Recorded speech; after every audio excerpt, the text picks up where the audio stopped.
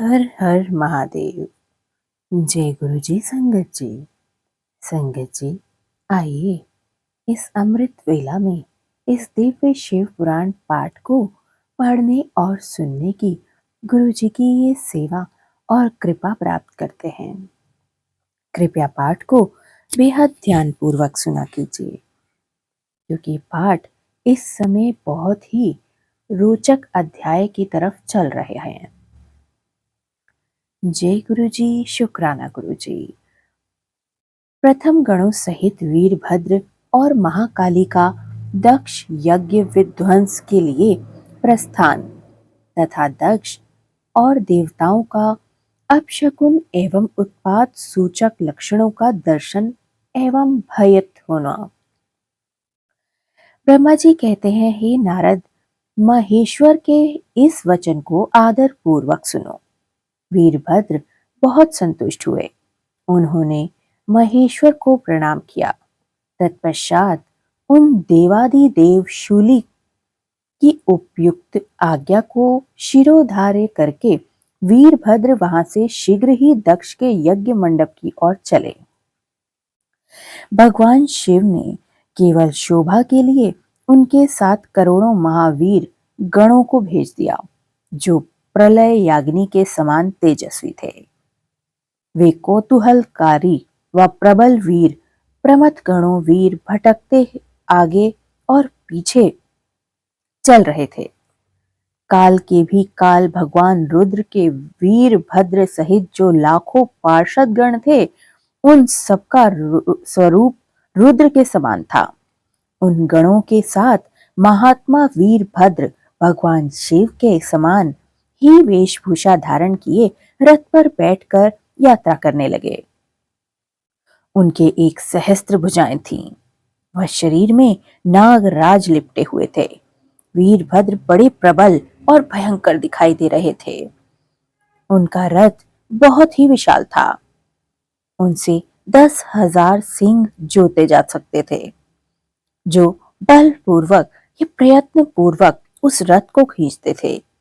उसी प्रकार बहुत से प्रबल शार्दूल, मगर और मत्सल्य और सहस्त्रों हाथी उस रथ के पार्श्व भाग की रक्षा करते थे।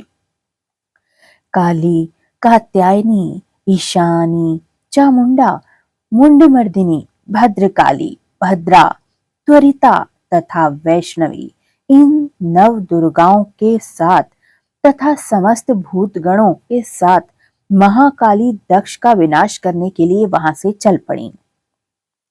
डाकिनी, शाकिनी, भूत, प्रमथ, गुहाक, कृष्णमांडा, परपट, चटक, ब्रह्म राक्षस, विभैरव तथा क्षेत्रपाल आदि ये सभी वीर भगवान शिव की आज्ञा का पालन एवं दक्ष के यज्ञ का विनाश करने के लिए तुरंत वहां से चल दिए। इनके सिवा 64 गणों के साथ योगिनियों का मंडप की सहसा कुपित हो दक्ष यज्ञ का विनाश करने के लिए वहां से प्रस्थानित हुआ। इस प्रकार कोटि कोटि गण एवं विभिन्न प्रकार के गणाधीश वीरभद्र के साथ चल पड़े। उस समय भेड़ियों की गंभीर ध्वनि होने लगी। वह भेड़िए भी साथ हो चले। नाना प्रकार के शब्द करने वाले शंख बज उठे। भिन्न भिन्न प्रकार के सींगे बजने लगीं। महामुने सेना सहित वीरभद्र की यात्रा के समय वहां बहुत से सुखद शगुन होने लगे। इस प्रकार जब प्रमथ गणों सहित वीरभद्र ने प्रस्थान किया, तब उधर दक्ष तथा देवताओं को बहुत से अशुभ लक्षण दिखाई देने लगे। देवेश यज्ञ विध्वंसक की सूचना देने वाले त्रिविध उत्पात प्रकट होने लगे। दक्ष की बाईं आंख, बाईं भुजा और बाईं जांघ फड़कने लगी।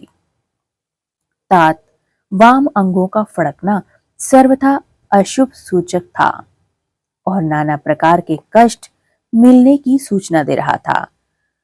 उस समय दक्ष की यज्ञशाला में धरती डोलने लगी। दक्ष को दोपहर के समय दिन में ही अद्भुत तारे दिखने लगे, दिशाएं मलिन हो गईं, सूर्य मंडल चितकबरा दिखने लगा, उस पर हजारों घेरे पड़ गए, जिससे वह भयंकर जान पड़ता था। बिजली और अग्नि के समान दीप्तिमान तारे टूट टूट कर धरती पर गिरने लगे तथा और भी बहुत से भयानक अपशकुन होने लगे। इस बीच में वहां आकाशवाणी प्रकट होती है, जो संपूर्ण देवताओं और विशेषता दक्ष को अपनी बात सुनाने लगी। आकाशवाणी बोली, ओ दक्ष, आज तेरे जन्म को धिक्कार है। तू महामूढ़ और पापात्मा है। भगवान हर की ओर से आज तुझे महान दुख प्राप्त होगा, जो किसी तरह टाला नहीं जा सकता। अब तेरा अहंकार टूटने वाला है। अब यहां तेरी हाहाकार भी सुनाई नहीं देगी। जो मूढ़ देवता आदि तेरे यज्ञ में अभी भी स्थित हैं, उनको भी महान दुख होगा, इसमें कोई संशय नहीं है। ब्रह्मा जी कहते हैं, मुने, आकाशवाणी की बात सुनकर और पूर्वोक्त अशुभ सूचक लक्षणों को देखकर दक्ष तथा उसके दूसरे देवताओं आदि ने भी अत्यंत भय का सामना किया। वे बड़े व्याकुल हो डरने लगे। उस समय दक्ष मन ही मन अत्यंत व्याकुल होकर कांपने लगा और अपने प्रभु लक्ष्मीपति भगवान विष्णु की शरण में चला गया। वे भय से अधीर हो बेसुध हो रहे थे। उन्होंने स्वजन वत्सल देवादिदेव भगवान विष्णु को सादर प्रणाम किया और उनकी स्तुति करने लगे। हर हर महादेव। इस पाठ को बहुत ही ध्यानपूर्वक सुना जाना चाहिए, क्योंकि इस समय इस पाठ में माता सती के प्राण त्यागने के बाद होने वाले यज्ञ को रोके जाने की संपूर्ण गाथा बताई जा रही है। किस प्रकार दुस्सह दक्ष का अंत होगा और इस तरह से बुराई का भी। तो कृपया पाठ को बेहद ध्यानपूर्वक सुना कीजिए। गुरुजी इस पाठ को पढ़ने और सुनने वाले समस्त परिवारों का कल्याण कीजिए। जहां पर भी यह पाठ पढ़ा या सुना जाए, वहां कभी काल प्रवेश ना कर पाए और उस घर में सदा सुख शांति बनी रहे और मां लक्ष्मी आपके भंडारे भरती रहे। और गुरुजी आपकी कृपा तो सदा उन परिवारों पे बनी रहे।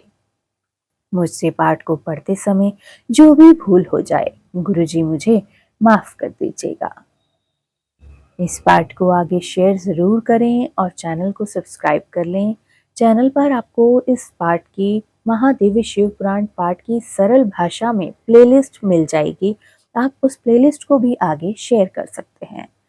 जय गुरुजी, शुक्राना गुरुजी, अनंतम अनंतम शुक्राना।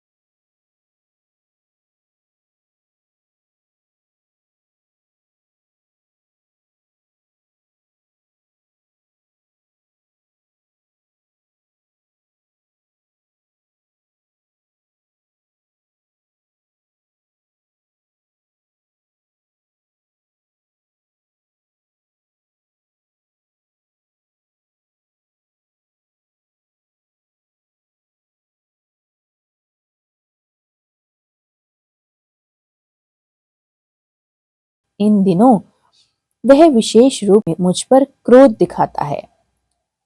दक्ष इस समय एक यज्ञ करने के लिए प्रेरित हो रहा है। तुम याग परिवार सहित उस यज्ञ को भस्म करके शीघ्र ही मेरे स्थान पर लौट कर आओ। यदि देवता, गंधर्व या यक्ष अथवा अन्य कोई भी तुम्हारा सामना करने के लिए उद्यत हो तो तुम्हें भी आज ही शीघ्र और सहसा उसे भस्म कर डालना है। दधीचिका दिलाई हुई मेरी शपथ का उल्लंघन करके जो देवता आदि वहां ठहरे हुए हैं उन्हें तुम निश्चय ही प्रयत्न पूर्वक जलाकर भस्म कर देना। जो मेरी शपथ का उल्लंघन करके गर्वयुक्त होकर वहां ठहरे हुए हैं वे सब के सब मेरे द्रोही हैं। अतः उन्हें अग्निमयी माया से जलाकर भस्म कर डालो। दक्ष की यज्ञशाला में जो अपनी पत्नियों और सारभूत उपकरणों के साथ बैठे हुए हैं उन सबको जलाकर भस्म कर देना। वह भस्म कर देने के पश्चात फिर शीघ्र लौट कर आना। तुम्हारे वहां जाने पर विश्वदेव आदि देवगण भी यदि सामने आ गए तो तुम्हारी सादर स्तुति ही करेंगे। तो तुम स्तुति होता देख शीघ्र आग की ज्वाला में जलाकर उन्हें छोड़ देना। वीर वहां दक्ष आदि सब लोगों को पत्नी और बंधु बांधवों सहित जलाकर कलशों में रखे हुए जल को लीला पूर्वक पी जाना। ब्रह्मा जी कहते हैं, नारद, जो वैदिक मर्यादा का के पालक, काल के भी शत्रु तथा सबके ईश्वर हैं, वे भगवान रुद्र रोष से लाल आंखें किए महावीर वीरभद्र से ऐसा कहकर चुप हो जाते हैं। बड़ा ही भयानक वृत्तांत है। हर हर महादेव। जय गुरु जी, शुक्राना गुरु जी, सर्वदा भला गुरु जी, संपूर्ण जगत का भला कीजिए। इस पाठ को पढ़ने वाले और सुनने वाले समस्त परिवारों का कल्याण हो। वहां पर काल कभी प्रवेश ना कर पाए। इस संपूर्ण सृष्टि का भला हो। जय गुरु जी, शुक्राना गुरु जी, अनंतम अनंतम शुक्राना।